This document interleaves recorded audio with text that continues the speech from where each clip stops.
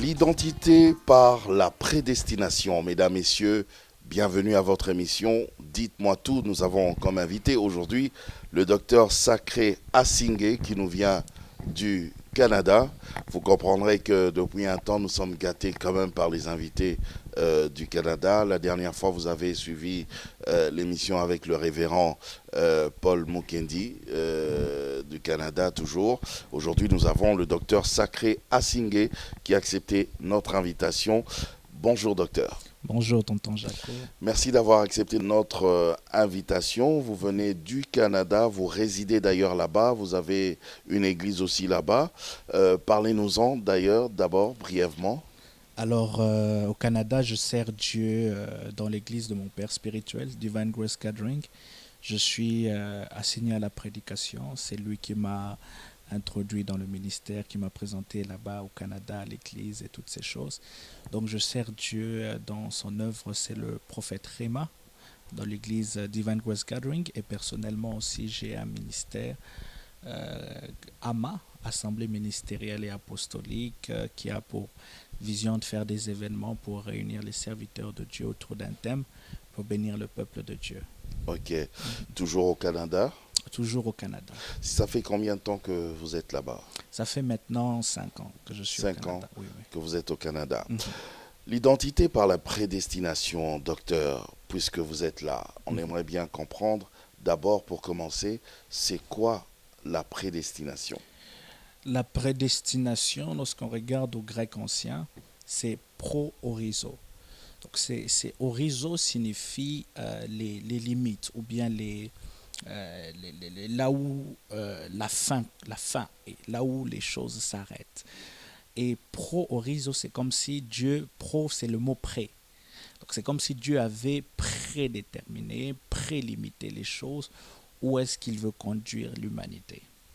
Ainsi, la prédestination, c'est réellement la vision de Dieu. Qu'est-ce que Dieu veut finalement pour l'homme? Qui est l'homme? Et donc, c'est exactement de ça qu'il s'agit. Quel était son plan lorsqu'il a fait l'homme? Il allait jusqu'où?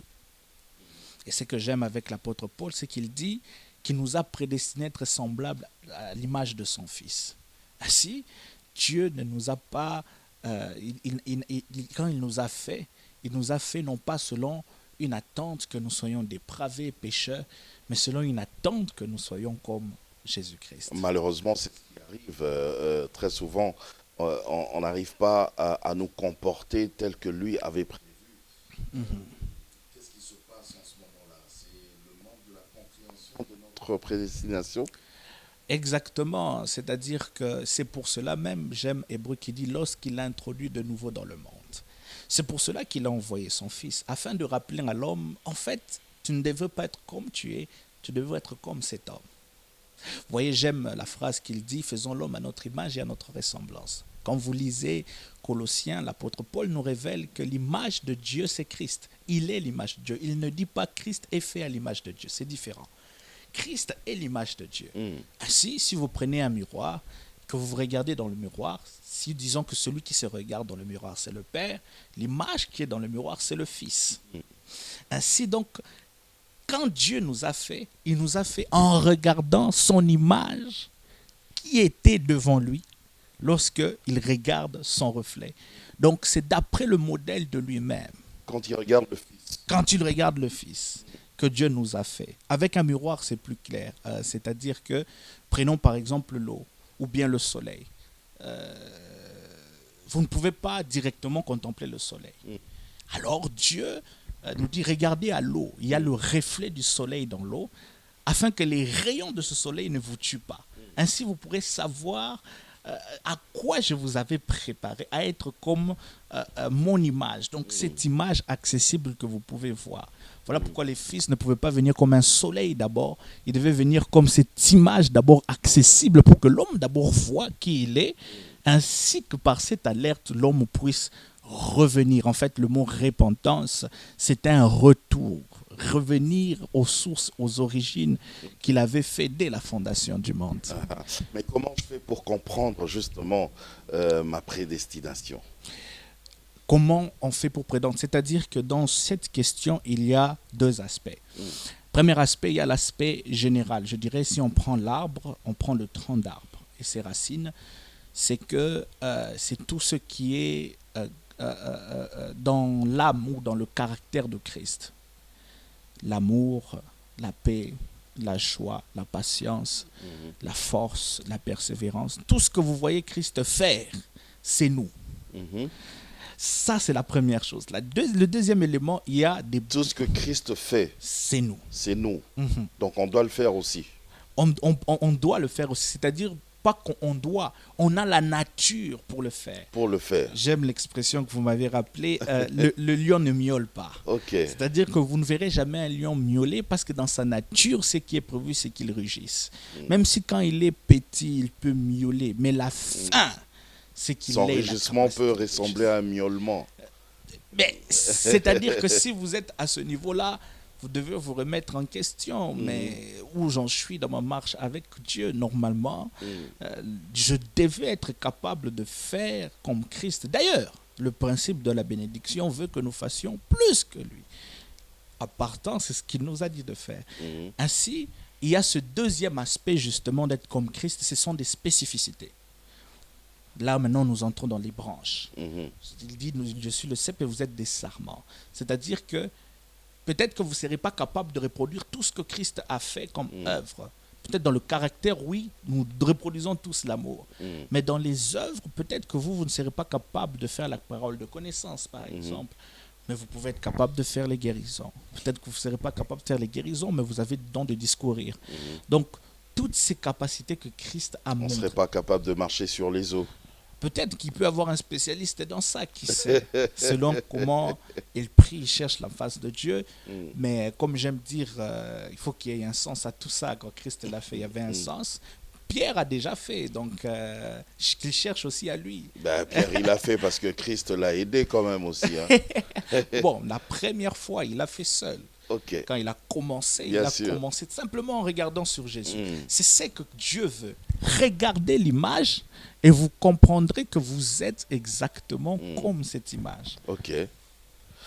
Comprendre la prédestination.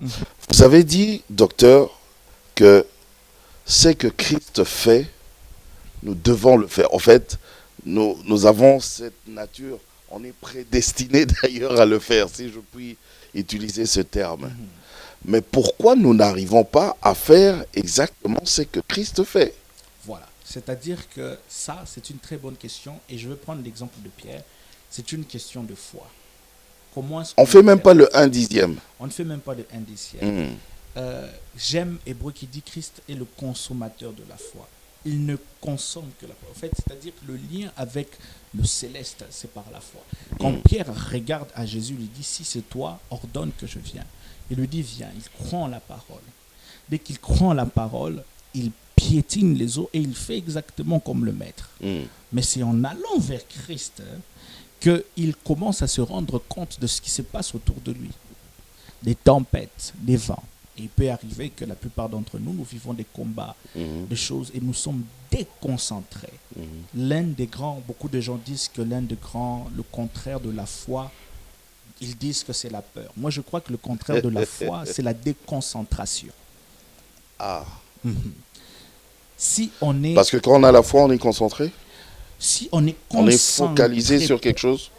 Exactement. Je crois que je peux définir la foi comme une concentration sur un objectif clair.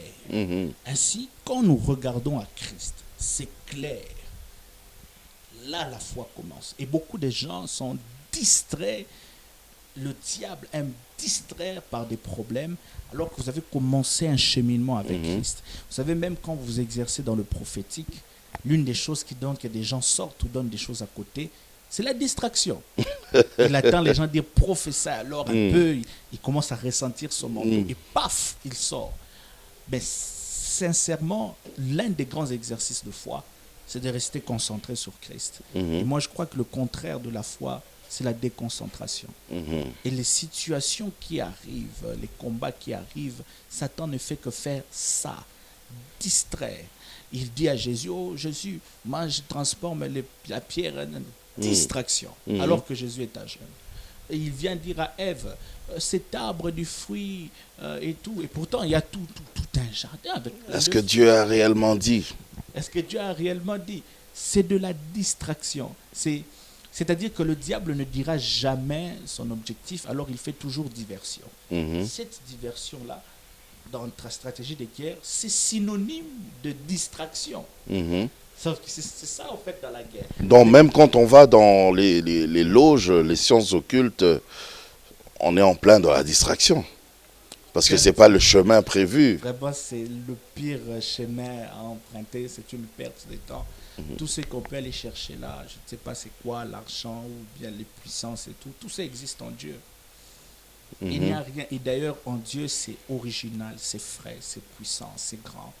Le diable ne te donnera jamais ce que tu n'as pas. Regarde, il dit à Christ, je te donnerai la terre. Mais il avait déjà la terre comme promesse. D'ailleurs, il avait aussi les cieux. D'ailleurs, il avait aussi la création. D'ailleurs, il avait aussi la divinité. Donc, c'est-à-dire qu'il te donnera toujours les 1 dixième de ce que tu as déjà. Il leur dit, vous serez de Dieu. Mais ils sont déjà à l'image. Il mettra le doute en toi? C'est-à-dire qu'il met le doute, la confusion. Il te dit ce que tu as déjà et tu as l'impression qu'il t'a donné. Et tu oublies que tu l'as déjà. Tu as l'impression qu'il te dit quelque chose de nouveau. Non, rien n'est nouveau. Il lui dit, si tu es le Fils de Dieu.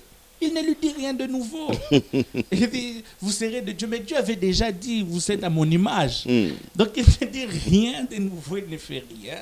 Il ne fait que distraire, installer la confusion. Et c'est ça qui fait que les gens chutent, les gens ratent et pensent que Dieu avait prévu pour eux ce malheur. Alors que non, Christ n'était pas un homme malheureux. Est-ce qu'il y a des gens qui sont prédestinés à aller en enfer? Alors ça, c'est une grande question qui, avec... Je la pose parce que il y a certaines communautés qui parlent de ça comme ça. En fait, l'erreur, ça a été, je pense, le calvinisme. Quand j'étudiais cette doctrine, j'ai remarqué que, en fait, c'est ça l'erreur de toutes les doctrines, les approximations doctrinales. C'est quand on met d'abord l'homme sur le fondement doctrinal. Non, le fondement doctrinal, c'est Jésus-Christ. À chaque fois qu'on met l'homme comme fondement doctrinal, il y a des erreurs. Il y a eu des erreurs sur, par exemple, la considération de la femme. Il y a eu des erreurs sur la justification. Parce que remarquez, les fondements, c'est l'homme. C'est l'homme. Mais quand vous mettez Christ sur la doctrine, vous remarquerez que tout est clair. C'est-à-dire que selon eux, l'homme est déjà dans des prédispositions à pécher. Ainsi comme il est déjà dépravé, il y a de ceux qui sont déjà choisis. Non, je ne crois pas en cela. Du coup, il y a d'autres qui se disent, donc, si je suis prédestiné à l'enfer, donc ça ne sert à rien de prier. Ça justement, c'est ça. C'est ce que j'appelle, ce genre de prédication détruisent et la justice de Dieu et la foi. C'est-à-dire que cette considération dit que, ok, donc la prédication de la foi est vaine, la croix est vaine, et comment on appelle ça, la justice de Dieu, sa fidélité, la justice de Dieu, parce que il n'y a pas de justice si nous ne connaissons pas la vérité, et il n'y a pas de justice si nous ne connaissons pas le tort. Donc, quelqu'un qui est né et on n'a pas connu le tort, comment pouvons-nous l'accuser? Comment pouvons-nous l'accuser? Ainsi, dans le cours de temps, Dieu met le cours de temps pour justement que la justice opère. Son trône est un trône d'équité. C'est à cause de cela que ce n'est pas vrai qu'il y a des personnes prédestinées. La seule prédestination qui existe, c'est d'être comme Christ. Et il existe maintenant des personnes qui refusent cette destinée, qui la crachent dessus, qui se rebellent frontalement. L'antéchrist, ce sera une rébellion frontale. Il dira, je suis au courant de tout, mais je suis contre. Je suis contre tout ce qui est Dieu. Peu importe. Il peut même dire, ok, je crois en Dieu, mais je suis contre lui. Ça sera ça le cœur de l'antéchrist. Et il y a des hommes qui, c'est par ignorance, parce qu'on ne les a pas éclairés, parce qu'on ne les a pas prêchés, on n'a pas éveillé leur conscience qu'ils sont dans ça. Mais une fois qu'on éveille, il sent en lui qu'effectivement ce que je suis, ce n'est pas normal. Je peux vous donner juste un exemple. Pourquoi l'homme se démarque de l'animal? Pourquoi l'homme construit? Pourquoi l'homme veut élever des bâtiments, veut se laver, il y a en lui quelque chose, une vocation qui lui dit que tu n'es pas comme tous les animaux là. C'est même sans prédication, juste dans l'attitude de l'homme qui ne veut pas accepter la fatalité, il y a cette vocation que non, tu es plus que ça. C'est comme ça que l'homme produit des actions pour améliorer même sa condition. Mais quand Dieu dit, enfin c'est la Bible d'ailleurs qui dit, ceux qu'il a connus d'avance, il les a aussi prédestinés à, vous connaissez la suite, ceux qu'il a connus d'avance. Donc même Dieu, il y a une catégorie des personnes qu'il a déjà connues, donc il les a prédestinés à quelque chose. Donc tous les autres là, on peut laisser tomber, non? Ok, j'aimerais dire déjà par là que ceux qu'il a connus d'avance, c'est, comment le dire, ce n'est pas une catégorie. Paul n'a pas catégorisé. Donc il y a des gens qu'il n'a pas connus. Écoutez la suite. D'accord, Il dit, aidez-nous. prédestiné à être semblable à l'image de son fils. Il dit ceux qu'il a appelés. C'est-à-dire que la justice commence à opérer dans l'appel. Les deux premiers ceux, c'est toute l'humanité.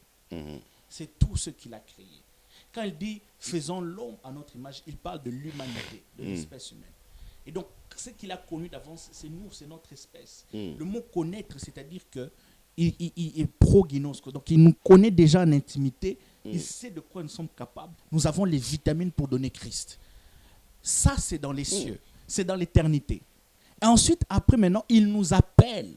C'est là maintenant qu'il vient sur la terre pour nous rappeler, écoute fils, avant que tu fusses formé.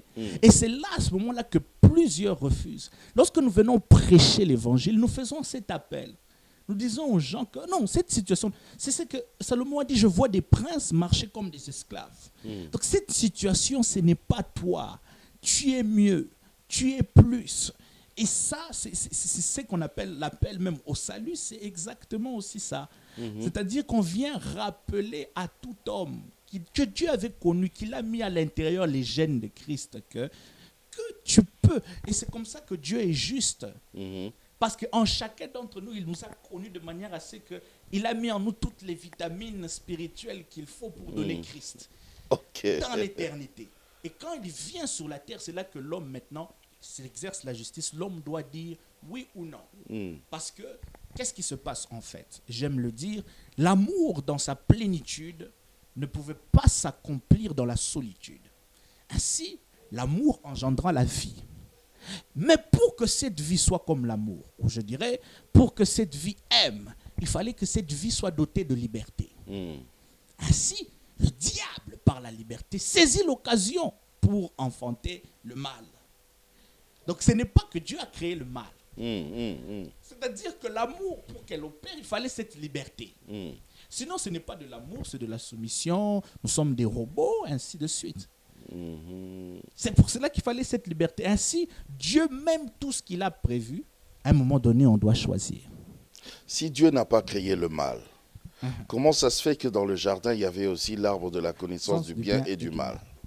Ok, ça c'est une très grande question.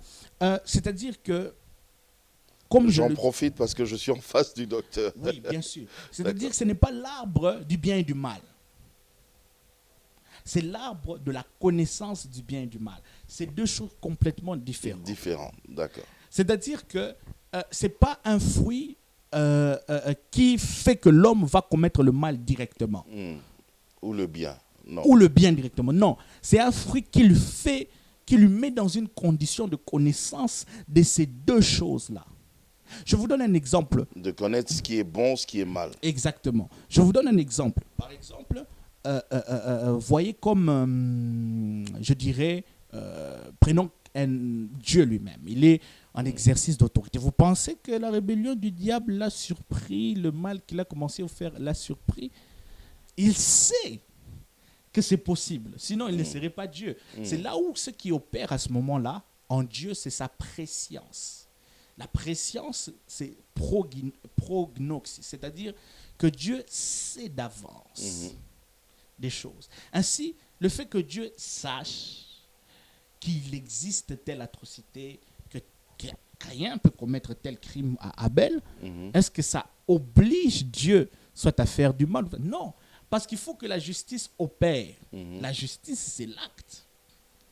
Ainsi, le problème maintenant, pourquoi Adam a été condamné, c'est pas parce qu'il a mangé le fruit, c'est parce qu'il a désobéi à Dieu. Je ne sais pas par quel miracle il a cru que le serpent pouvait l'enseigner quelque chose. C'est même lui qui l'a nommé serpent. Ok. C'est là où, en fait, ce qui est arrivé ce jour-là ne pouvait pas être imputé que Dieu n'a pas dit, Dieu n'a pas fait. Dieu a mis toutes les prédispositions pour que le mal n'entre pas. Et il a même dit, cultive, il a aussi dit garder. C'est qu'il y avait quelque chose à protéger. Ah. Ouais. Donc Dieu n'a pas créé le mal. Non, Dieu n'a pas créé le mal. J'étais en train de chercher d'ailleurs un passage là d'Ésaïe, mais puisque vous êtes docteur, je crois que vous connaissez ce passage où Dieu dit « Je crée la lumière, je crée je forme les ténèbres. Je fais ceci, je fais cela. » Donc il y a la lumière, il y a les ténèbres, il y a le bien, le mal. Hein, vous dites Dieu n'a pas créé le mal. Vous parlez des ténèbres, mais les ténèbres, ce n'est pas le mal. Ok. Si on regarde ces textes en hébreu, sûrement que ce mot ténèbres peut signifier, parce qu'en hébreu, il y a plusieurs mots, une seule expression en français, mais en hébreu, c'est plusieurs choses. Okay. C'est-à-dire que je n'ai pas vu ce texte en hébreu, mais ce que je sais de ce texte, c'est que Dieu parlait de sa présence. C'est-à-dire que on ne peut pas s'approcher de lui étant pécheur sans passer par la mort. Vous savez que la mort, il y a la mort diabolique, mais il y a aussi la mort d'un ange de la mort. Ce côté obscur. Qui est un ange de Dieu. Qui est un ange de Dieu. Je vous donne un exemple. J'aime dire, c'est ça même la raison du temps. Le mal existe par Satan, donc il faut stopper le mal. Il faut que le mal s'arrête. C'est là que Dieu crée le temps. Parce qu'il y a quelque chose dans la création qui doit s'arrêter. Et j'aime dire, c'est comme le venin, c'est là même l'image de la circoncision, l'image de l'exclusion du diable du ciel. C'est comme un venin. Un venin vous mord. Lorsque la solution ou le vaccin n'est pas prêt, l'antidote, oui. On prend le bras, on localise et on coupe le bras. On le coupe. Cette image de couper le bras, c'est ça l'ange de la mort. Ok. C'est-à-dire que la mort vient pour endiguer, essayer de bloquer la propagation de l'esprit qui opère dans le mal. C'est là que quand Dieu dit, si celui qui tuera, si je redemanderai le sang, celui qui opère, c'est la mort. En Égypte, cette mort qui était envoyée, ce n'est pas une mort satanique. C'est l'ange de la mort. Ok. Et il a opéré quand? Dans la nuit, dans les ténèbres. Il faut savoir que la Pâque, c'est fait pour opérer dans les ténèbres, dans la nuit. Donc il n'y a pas que des ténèbres qui fonctionnent. Qui a créé la lune pour présider la nuit? C'est Dieu. C'est Dieu. Ouais. C'est-à-dire que dans la justice de Dieu, il y a ce côté-là aussi qui répond brutalement au mal. Ok. Dieu, les démons, Dieu les menace. Dieu ne montre pas ses dents. Il y a une armée qui travaille pour répondre au mal avec toute la rigueur possible. Mais en même temps, nous sommes du camp du vaccin. Okay. Nous sommes du camp de Jésus-Christ, où nous amenons la solution. Et nous n'appliquons pas le ministère de la mort de la même manière. Aussi. C'est pour cela que nous opérons dans la lumière. D'accord. Avant même d'évoluer, est-ce que le diable et Dieu collaborent? Non, c'est pas qu'il collabore, mais je pose cette question parce que quelqu'un m'avait dit, mais s'il est le diable et l'accusateur, il va accuser comment s'il n'a pas l'autorisation de rencontrer cette personne? Les gens pensent, ça je parle du conseil céleste, les gens pensent que le diable accusait Job. Non, la confusion vient aussi de la scène avec Zacharie. Les gens pensent que le diable accuse la personne qui est là. Le diable accuse la main de Dieu sur cette personne. Aidez-nous à comprendre. C'est-à-dire que le diable accuse, il veut confronter Dieu. Quand il vient sur la situation de Job, il dit, est-ce de manière désintéressée que Job vous craint si tu enlèves ta main? C'est ça ce que le diable accuse. Il accuse du fait que s'il est comme ça, c'est à cause de ta main. Donc enlève ta main. Zorobabel, c'est la même chose. le sacrificateur Josué, excusez-moi, c'est la même chose. C'est-à-dire que il n'est pas totalement saint, il n'est pas sanctifié, mais l'ange intercesseur qui est l'image de Christ intercède pour lui. Il dit non, ce monsieur doit être condamné, tu es parfait, mais comment est-ce que tu ne le condamnes pas? Donc le procès du diable, c'est ça même le mystère de l'iniquité, c'est contre Dieu. Qu'est-ce que le diable veut faire? Le diable a tout simplement besoin, le diable, la stratégie de s'élever au même rang que Dieu n'a pas marché. Il a chuté. Alors, tout ce qu'il veut, c'est juste montrer que Dieu, si je ne peux pas m'élever, je vais essayer de le mettre à mon niveau. Je dirais que, par exemple, s'il trouve une faille en Dieu, c'est là qu'il dira, ah, si Dieu aussi a une faille comme j'ai une faille, pourquoi lui, comme on dit, hein, pourquoi voter pour lui? C'est que moi aussi, voilà pourquoi leurs symboles, ce sont des montagnes qui sont à un même pied d'égalité. C'est-à-dire qu'il cherche à montrer que non, il n'est pas, d'où vient sa légitimité de Dieu. Mais Dieu, par son image, par sa parole, c'est-à-dire que Dieu, sa perfection est visible, c'est les anges. Donc si sa perfection est visible, donc le problème ne vient pas de sa perfection, mais peut-être du moyen par lequel il a créé l'homme, qui est la parole. D'accord. On referme d'ailleurs cette parenthèse. C'était juste une parenthèse.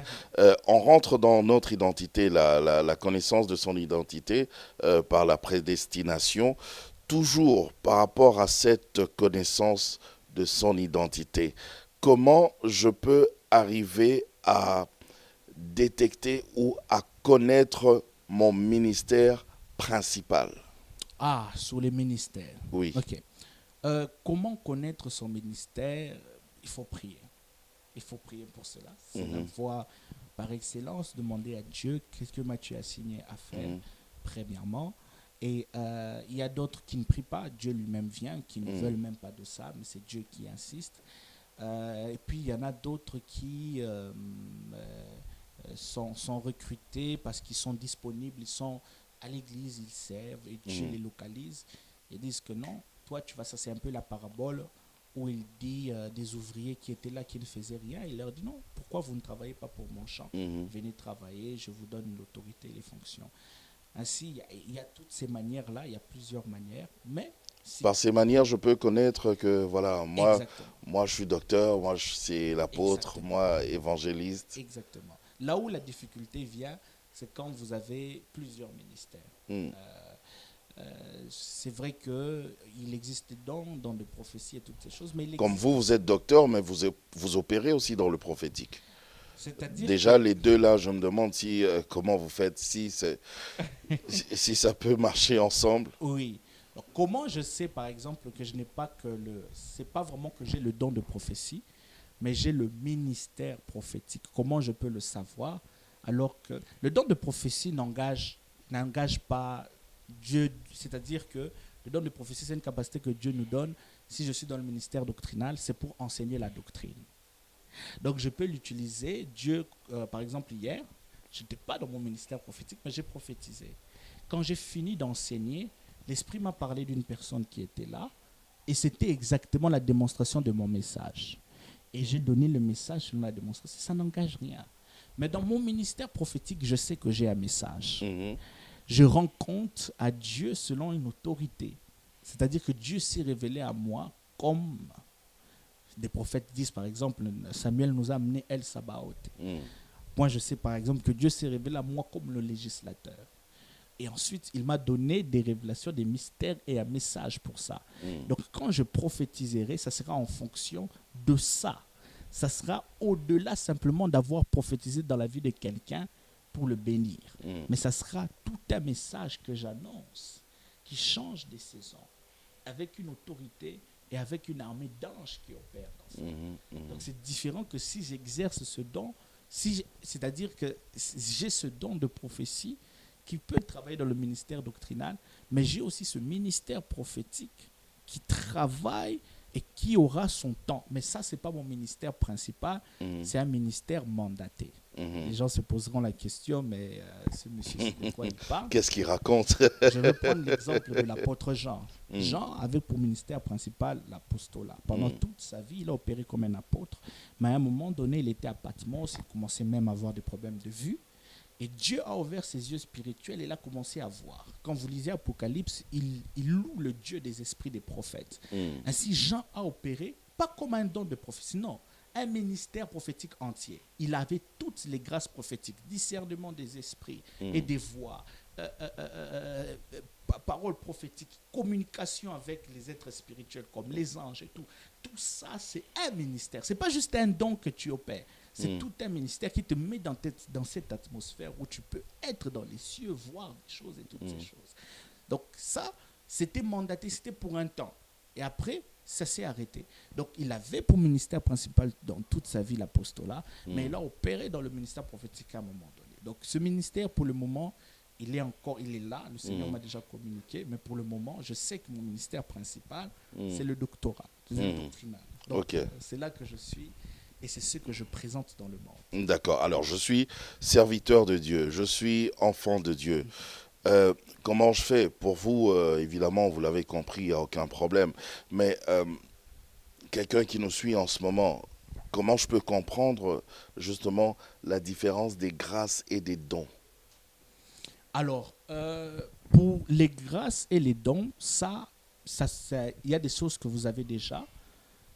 C'est-à-dire que quand vous êtes dans un ministère, vous verrez que vous avez des capacités naturelles. Vous n'avez jamais peut-être prié pour ça, mais vous êtes capable, si vous êtes prophète par exemple, de voir des choses sur le futur qui s'accomplissent. Vous n'avez jamais prié pour ça, vous n'intercédez pas. C'est Dieu lui-même qui vient vous communiquer ces choses. Moi par exemple, j'ai su que j'étais principalement docteur parce que je n'ai jamais prié pour ça, pour comprendre la Bible et tout. Non, la Bible était devenue claire, je pouvais comprendre des A à Z. Juste lire un verset et je comprends toute son implication biblique. C'est quoi la différence d'ailleurs de tous ces dons? Un docteur, il opère comment? Il se comporte comment? Un prophète, c'est comment? Un pasteur, c'est comment? Si vous pouvez nous aider.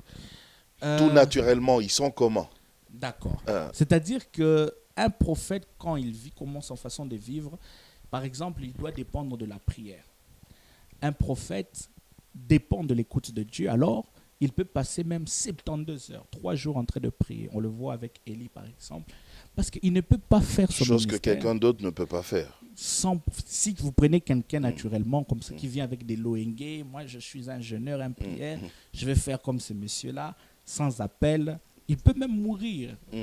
Parce que Dieu donne une force aussi surnaturelle pour supporter son ministère. Moi, par exemple, en tant Une force que docteur, mentale? une force mentale qui est un peu bizarre. Ok. Moi, par exemple, en tant que docteur, je peux passer 3 jours en train de méditer la parole. Je ne veux pas avoir l'impression que je souffre. Ok. C'est difficile. Je suis juste là, je peux méditer, je prends 4 versets, je médite pendant 3 jours, je ne vais non-stop. Et ça ne va pas me déranger ni me perturber. Mais vous prenez quelqu'un, il commence une méditation de 30 minutes, déjà il a l'impression que c'est déjà full. Si, ce sont des pratiques comme ça qui vous font savoir est-ce que vous êtes docteur, prophète, un évangéliste, souvent, il n'aime pas rester sur place. Il doit sortir, ses pieds doivent bouger, ses pieds doivent travailler. Ses pieds, son vocal, il ne peut pas rester à un endroit, il fait longtemps dans une église, il va sentir que, mais qu'est-ce qui se passe? Là, c'est un apôtre. Là, c'est plus un évangéliste. Un évangéliste. Il est vraiment en train de... Lui, il doit toujours sortir. Il doit toujours sortir. C'est là que des fois, les évangélistes souffrent qu'on les considère comme des rebelles. Mais ce sont leurs pieds qui réclament. Nous devons bouger. Ben, tu ne peux pas bouger en restant dans ton église? Normalement, oui, il faut avoir une église. Vous êtes docteur, mais vous continuez à œuvrer dans l'église d'ailleurs de votre père. Oui, c'est important. C'est important d'avoir une église locale, d'être connecté à... Vous n'avez pas créé une église, mais vous êtes docteur. Vous œuvrez chez votre père. Vous n'êtes pas parti. Non, je ne suis pas parti. Alors, pourquoi est-ce que les gens doivent partir tout le temps? Parce que il a un don, il a une grâce. Ça, c'est un problème très majeur. Là, vous parlez de l'organisation actuelle de l'Église qui est pastorale. Et très souvent, dans l'organisation pastorale, il y a ce côté où on n'arrive pas à comprendre en fait que la brebis doit aussi avoir un espace, mais dans le style apostolique. C'est pour ça que Christ a commencé par établir les apôtres. On sait que l'Église est un corps et il y a des membres. Je dirais même, peut-être que ça va fâcher les pasteurs, c'est que le Dites-le. ministère pastoral, Dites-le. quand vous regardez dans le Nouveau Testament, il n'y a aucune église dirigée par des pasteurs. Ouais, au fait. Hein? C'est-à-dire que Jérusalem était dirigée par les apôtres. Quand vous regardez Antioche, était dirigée par des docteurs et des prophètes. Le pastoral est venu un D'ailleurs, on peu... a tout un livre là des actes des Les apôtres. actes des apôtres. Donc, le pastoral est venu un peu plus tard. Parce que Dieu voulait que l'Église se fasse selon un modèle apostolique. C'est-à-dire, Un modèle où les gens ne sont pas là pour rester. Vous voyez même qu'il y a eu même une persécution qui avait frappé au temps d'Étienne et ils se sont dispersés. On voit des prophètes sortir de Jérusalem et aller maintenant implanter à Antioche des docteurs. Donc, c'est-à-dire que la vision de Dieu, c'est que le chrétien, c'est aussi, je pourrais dire même une vision doctrinale, lui-même opérait comme un docteur parce qu'il appelait ses fidèles des disciples. Disciple signifie élève. ok. Donc, il veut que tu commences, que tu grandisses, que tu connaisses ton appel et que tu partes selon ton appel.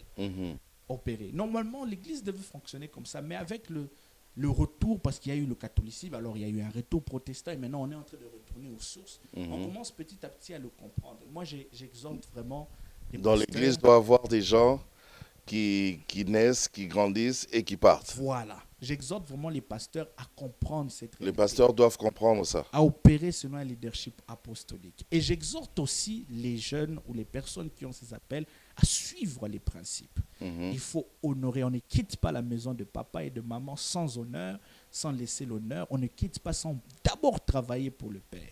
Donc il faut respecter ces principes. J'œuvre pour mon Père, j'œuvre pour l'œuvre de mon Père.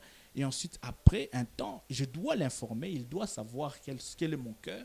Et un temps, il sait quand est-ce que ça sera le temps pour le faire. Donc il faut qu'il y ait une transparence, il faut respecter les principes bibliques. Et je prie vraiment que nous entrons dans... Donc vous aussi, votre père doit s'attendre à ce que vous partiez un jour. Non, c'est pas que... De toutes les manières, on ne part pas réellement. Parce que c'est toujours la même famille. Je dois d'abord le servir. Il connaît tous mes projets, tout ce que je veux faire. Je le dis toujours. Et je ne fais rien sans qu'il ait eu à approuver. Ainsi, ça fait quoi? Ça fait que même si je pars, par exemple, moi je viens à Kinshasa, il reste au Canada, et que je commence quelque chose, ben c'est pour lui aussi. C'est-à-dire qu'un jour, je l'inviterai avec tous les honneurs, et il viendra nous bénir. Donc c'est pour dire que quand on respecte les principes, vous remarquerez, on ne part pas vraiment. Ça reste la même famille, le même réseau. On le voit avec, j'aime beaucoup l'exemple de Papa Dalo, comment il a géré ça avec ses fils, avec... c'est sa maison. Il a plusieurs maisons maintenant. Il y a le prophète Joël Francis avec ses fils, avec un de ses fils d'ailleurs, le prophète Jimmy Mbaya. Par exemple, qui a fait son église, je crois, Jesus Life. Voilà, mais qui est tout le temps là avec son papa. Ben voilà, il y a aussi prophète Joe Grass, prophète Ken, prophète Héritier. C'est-à-dire qu'en réalité, on ne part pas vraiment quand on fait bien les choses en suivant les principes. Et on remarque que finalement, on a des domiciles, plusieurs. Christ avait dit que vous aurez plusieurs familles, plusieurs maisons. Donc en réalité, dans l'esprit de Dieu, ce n'est pas seulement d'un monko, adresse monko.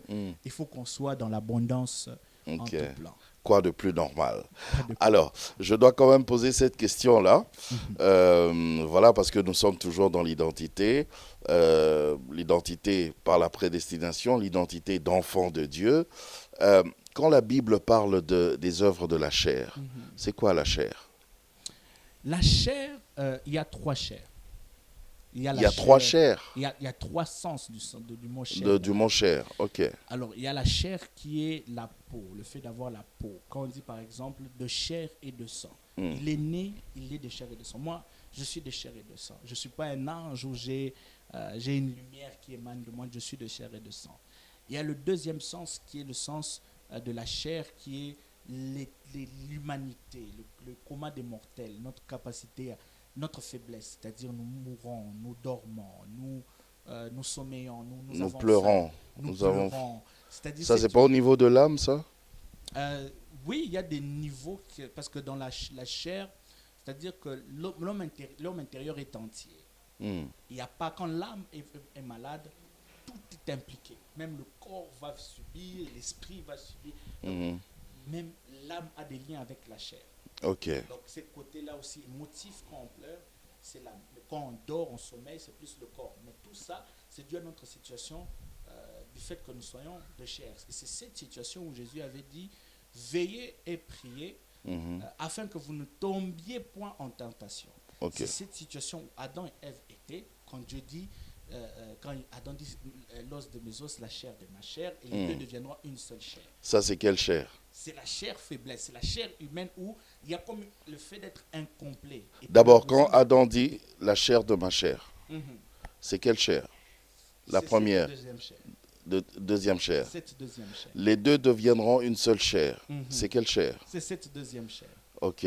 Parce que dans cette deuxième chair, il y a le mot comme handicapé. Quand vous regardez la chair est faible, c'est le mot handicapé. C'est-à-dire qu'elle est incomplète. Et c'est dans cette chair qu'on aime nos femmes. Qu'on peut être, voilà. Mhm. Et le diable nous a tenté cet état. La deuxième Oui, chair. il a attendu que Ève soit seule. Donc il sait déjà qu'il y a une situation de faiblesse. Mm. Et c'est là qu'il a attaqué. Donc c'est dans cette chair que nous tombons en tentation. Mais il y a une troisième chair. C'est là que Paul parle de cette chair. En C'est quoi? disant, je trouve en moi une loi. Le bien que je veux faire, je n'arrive pas. Le mal que je fais, je le fais. C'est une chair qui est soumise au péché, qui est esclave du péché. C'est cette troisième chair. C'est pour ça qu'il faut faire attention quand on vous dit lutter contre la chair ou je ne sais pas, l'ennemi c'est la chair. Il faut faire attention à savoir de quelle chair on me parle. Le fait que par exemple vous ressentez des choses dans le corps quand vous voyez votre femme ou quand vous voyez une femme, ce n'est pas que vous avez péché, ce n'est pas que...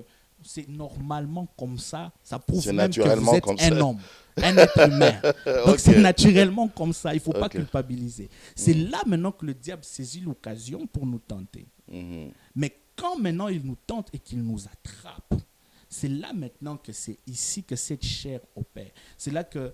Donc, c'est-à-dire, je peux voir une belle femme passer dans la rue, je peux me retourner un peu. Non. C'est pas normal. Si je dis oui, les gens risquent de mal comprendre. C'est dans le sens où c'est le deuxième regard qui est un problème parce que là maintenant la pensée opère et toutes ces choses. Mais le premier regard, juste. Le premier regard, c'est un elle est réflexe belle. normal. Vous avez vu une femme belle. C'est un réflexe normal où vous êtes admiratif. Je peux admettre qu'elle est belle. Elle est belle. Si vous voyez un cheval, vous n'aurez pas cette relation parce que cette chair n'est pas faite pour ce cheval. Ok. La chair est faite pour être complétée par une femme. Donc quand vous voyez la première fois, vous pouvez apprécier, mais quand vous regardez une deuxième fois, vous exercez votre pensée pour bébé. Là, vous êtes sorti, vous êtes déjà tombé, le diable vous a déjà eu. Ok. C'est un peu ça. Uh-huh. Et là, Dieu veut maintenant, Christ maintenant opérer de manière à ce que nous travaillons ici en comprenant que sur les questions spirituelles, c'est l'esprit qui est disposé. Et l'erreur de Ève, c'est de ne pas avoir compris que le diable était un problème spirituel. Et elle a utilisé sa chair pour juger au lieu d'utiliser son esprit. Parce que si elle était dans son esprit, elle saurait que l'esprit ne se nourrit que de la parole de Dieu. C'est que Dieu m'avait déjà dit, c'est bon, ça me suffit. Si Dieu a-t-il réellement dit,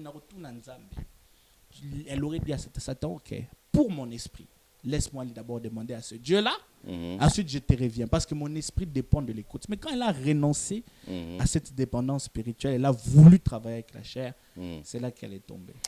Tellement des choses à se dire, mais on va dire, ce n'est que partie remise. Envoyez vos questions dans les commentaires, vous savez comment ça se passe, ou appelez-nous directement à ce numéro de téléphone qui est au bas de vos petits écrans. Juste pour terminer, un petit message comme ça aux enfants de Dieu et même à ceux qui ne connaissent même pas encore les choses de Dieu, quelque chose qu'ils pourront retenir ce soir. Aujourd'hui, s'il y a quelque chose qu'il faut retenir, c'est que Dieu ne nous a pas laissé venir sur terre sans avoir mis en nous tout ce qu'il faut pour que nous puissions le connaître, pour que nous puissions vivre, connaître le bonheur, connaître la paix, connaître la joie. Tout est en Dieu. Et ma prière et ma demande, mon appel aujourd'hui, c'est de dépendre de Dieu, de le consulter, de le chercher de l'écouter et vous trouverez toujours une source de réponse qui vous accompagnera jusqu'à la vie éternelle. Amen. Docteur Sacré Assingé, merci. Merci beaucoup. Merci à vous, c'était une très belle émission. Mais vous avez compris qu'il y a tellement de choses à se dire. Et moi, j'ai eu quand même le temps de côtoyer le docteur Sacré. On va dire c'est vraiment une bibliothèque spirituelle dont nous avons besoin. Il a vraiment un bagage à partager. Donc, il y a tellement des choses, il a tellement des choses à nous dire. Mais au bout de 45 minutes, vous comprenez qu'on ne peut pas. Mais on va faire un effort pour que nous puissions tourner une deuxième émission, pourquoi pas. Mais d'ici là, portez-vous bien, mesdames, messieurs. On va se retrouver la prochaine fois pour un autre numéro de Dites-moi tout. Au revoir.